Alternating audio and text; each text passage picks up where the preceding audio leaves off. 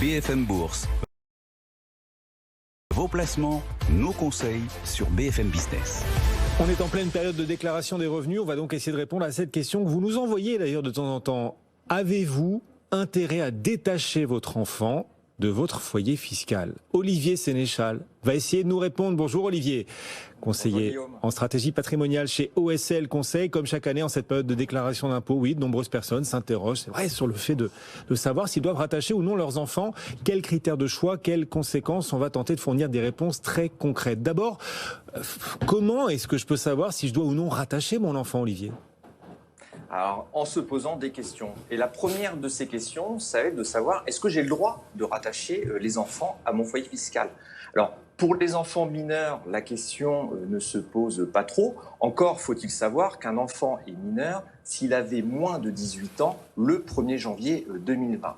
Alors, pour les parents qui sont séparés, il va y avoir une autre question qui va se poser dans ce cas-là. À le rattacher à un seul des deux parents, ou est-ce que je dois faire deux rattachements, notamment dans le cadre de la garde alternée?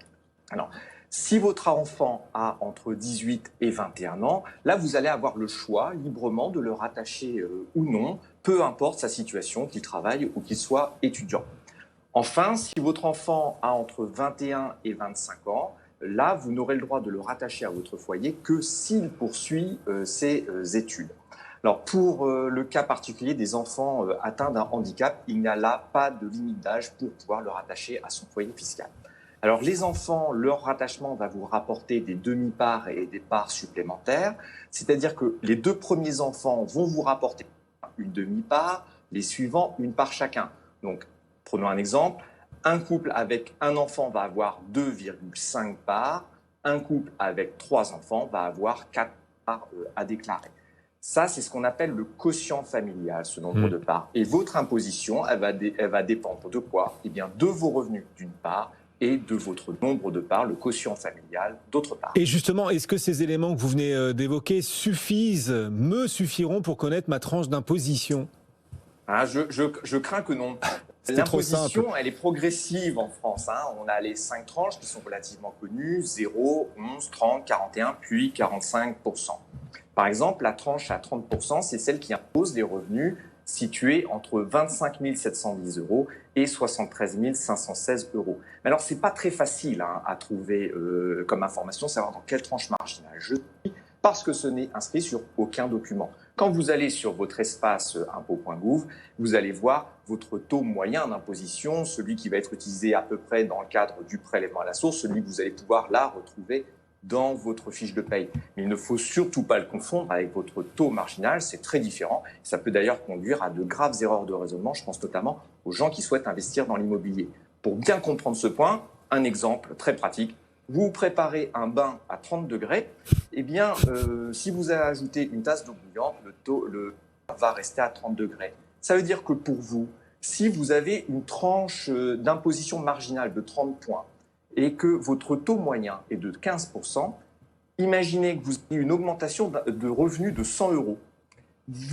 Votre taux moyen ne va pas bouger. Pourtant, sur ces 100 euros, vous allez bien payer 30 euros, 30% d'impôts supplémentaires. C'est très trompeur comme calcul. C'est très trompeur. Donc connaître ses revenus et son quotient familial, c'est pas suffisant pour connaître sa tranche marginale d'imposition. Comment faire du coup? Et on va lier tout ça bien sûr à cet enjeu de savoir si on doit ou pas rattacher ses enfants au foyer fiscal. Tout à fait, parce que donc l'enjeu, c'est de comprendre le mécanisme. On ne peut pas diviser son revenu par le nombre de parts, parce que j'allais dire simplement, et non, justement, c'est extrêmement complexe, parce que les parts et les demi-parts des enfants ne fonctionnent pas comme celles des parents. En fait, l'avantage fiscal procuré par les demi-parts ou les parts sont plafonnés. L'avantage est limité à 1 570 euros pour une part, 1 140 euros pour une part complète. Prenons un exemple chiffré. Imaginez un couple de personnes, donc deux parts, qui va déclarer 60 000 euros de revenus. Eh bien, ces personnes vont devoir payer à peu près 6 000 euros d'impôts. Imaginez maintenant un parent qui a 2 enfants, donc 2 parts, et qui déclare 60 000 euros de revenus. Il va devoir acquitter environ 8 800 euros. Alors, a priori, on a deux situations identiques, 2 parts fiscales, 60 000 euros de revenus, et pourtant, dans une situation, on va payer 2 800 euros de plus que dans l'autre. C'est ce qu'on appelle le plafonnement du quotient familial. Donc ça, c'est une notion qui est très importante dans notre pratique professionnelle. Pour un couple avec un enfant, cet effet de plafonnement du quotient familial va arriver avec 57 000 € de revenus avec un enfant. Donc, un couple avec 2 enfants, c'est 62 000 € de revenus. Et avec 3 enfants, ce plafonnement va arriver à 73 000 € de revenus. Voilà les quelques repères du plafonnement, en effet, familial. Donc, rattacher mes enfants peut réduire les impôts, mais est-ce que rattacher mes enfants peut aussi, à contrario, parfois, les alourdir ?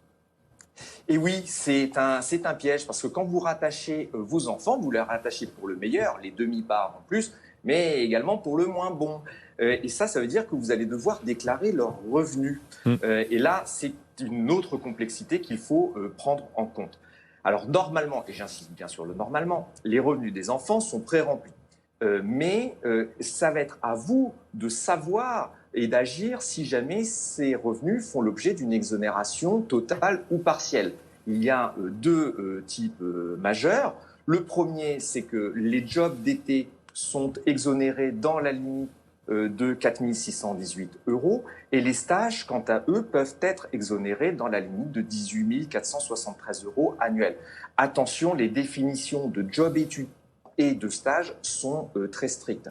Là où il faut être attentif, c'est que sans action de votre part, ces revenus vont être taxés dans votre tranche marginale. C'est à vous de dire si vous avez le droit à une exonération. Et voilà, vous nous avez livré quelques explications là sur les avantages, parfois les pièges aussi du rattachement de l'enfant au foyer. Est-ce qu'il existe à l'inverse, il nous reste 30 secondes Olivier, est-ce qu'il existe à l'inverse des cas où détacher l'enfant du foyer fiscal s'avère plus intéressant ? Alors, ça peut être plus intéressant. On peut s'intéresser notamment aux pensions alimentaires, qu'elles soient forfaitaires ou aux frais réels, dans la limite de 5 959 €. Là, ça va dépendre de votre tranche marginale d'imposition et de certains cas particuliers. Est-ce que l'enfant est le 3e d'une fratrie ou pas? Et puis, il y a un cas très important auquel il faut faire attention, notamment la dernière année potentielle de rattachement. C'est de bénéficier de toutes les possibilités de transmission de patrimoine et de réduction d'impôts qui peuvent se faire tout particulièrement la dernière année de rattachement des enfants au foyer fiscal. Voilà des clés utiles en pleine période de déclaration des revenus. On est en plein dedans là.